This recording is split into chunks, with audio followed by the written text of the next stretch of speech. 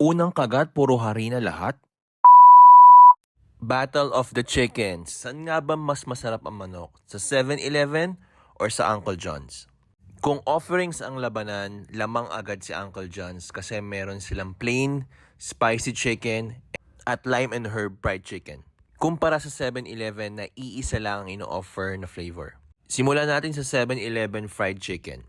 Sobrang laki, sobrang sarap at pwedeng-pwede ka mamili ng parts compared sa ibang fast food restaurants. Malaki pero hindi puro harina, crunchy, malinamnam, hindi gaanong maalat. Yung gravy nila ay lasang-lasa ng sa McDo. Malinamnam at masarap para sa akin.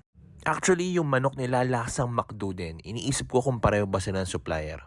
Punta naman tayo sa spicy fried chicken ng Uncle John's na pwede ka din mamili ng chicken parts sa counter. Malaki, hindi masyado manghang at unang kagat parang puro harina. Malinamnam naman yung loob, lutong-luto at walang mga dugo-dugo. Pero matigas na itong nakain ko so medyo matagal na siguro sa counter. Yung gravy nila medyo matabang at medyo malamig. Pero pwede kang mag-add ng 10 pesos para sa Mang Tomas Siga na mas masarap at mas bagay sa manok na wala sa 7-Eleven. So sino sa dalawang convenience stores na to ang panalo sa manok?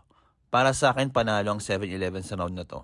Pero sana in the future magkaroon sila ng spicy version na super ahang talaga para malabanan ng Uncle John's.